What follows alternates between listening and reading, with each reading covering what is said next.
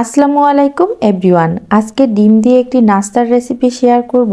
এটা একবার বানালে বারবার খেতে মন চাইবে, আর খেতে এত মজার হয়েছিল, ছোট বড় সবাই অনেক বেশি পছন্দ করবে। তাহলে চলুন রেসিপিটা দেখে নিই। ডিমের নাস্তাটা বানানোর জন্য এখানে আমি 2টা ডিম নিয়েছি, আর একটা গাজর কুচি করে দিয়েছি, কিছুটা মরিচ কুচি, আর দিয়েছি কিছুটা পেঁয়াজ কুচি, 1 চামচ হলুদ, পরিমাণ মতো লবণ, একটু জিরার গুঁড়া, আর কিছুটা পেঁয়াজ কলি কুচি কুচি করে কেটে দিয়েছি। এবার এই ডিমটাকে সব কিছুর সাথে ভালো করে নেড়েচেড়ে মিশিয়ে নিব। এরপর চুলায় একটা ফ্রাই প্যান বসিয়ে দিয়েছি, এতে এখন পরিমাণ মতো তেল দিব। আর সেই যে ডিমটা ফেটে রেখেছিলাম ওটাকে এখন সারা কড়াইতে আর কি একটু ছড়িয়ে দিব।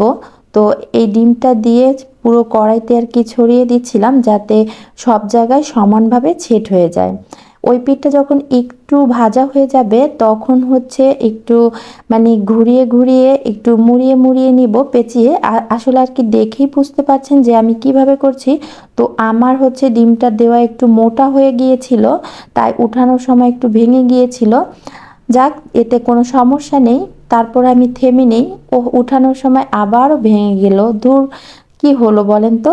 যাই হোক, এই পর্যায়ে আমি হচ্ছে একটু ছোট ছোট করে কেটে নিচ্ছি। আপনারা করবেন কি, ডিমটাকে দরকার হয় 2 ভাবে দিবেন, যাতে একটু ডিমটা পাতলা হয়, তাহলে আর কি ফোল্ডিং করতে সুবিধা হবে।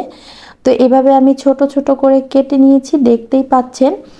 তো কাটা শেষ। এরপরে হচ্ছে এটাকে এক সাইডে রেখে এখন এখানে 3 টেবিল চামচ ময়দা দিয়েছি, আর দিয়েছি 1 টেবিল চামচ চালের গুঁড়া, আর পরিমাণ মতো লবণ, 1 চামচ হচ্ছে মরিচের গুঁড়া, আর পরিমাণ মতো পানি দিয়ে একটা পাতলা ব্যাটার তৈরি করে নিব। ব্যাটারটা এমন হবে, খুব বেশি ঘনও না আবার একেবারে পাতলাও না।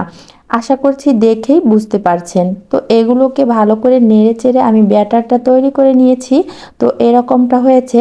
এরপরও ওখান থেকে একটা ডিমের পিস নিয়ে ব্যাটারের মধ্যে ভালো করে এপিট ওপিট মেখে এবার তেলের মধ্যে দিয়ে ভেজে নিব। তো একই প্রসেসে আমি হচ্ছে সবগুলো ডিম দিয়ে দিচ্ছি। তো এভাবে করে এবার যখন একটা পিঠ একটু লালচে হয়ে আসবে তখন উল্টিয়ে দিব। আর ভাজা হলে একটা থেকে একটা এমনিতেই ছুটে যাবে। উল্টিয়ে পাল্টিয়ে লালচে করে ভাজা হয়ে গেলে এবার এগুলোকে উঠিয়ে নিব, আর একই প্রসেসে বাকি ডিমগুলোও ভেজে নিব।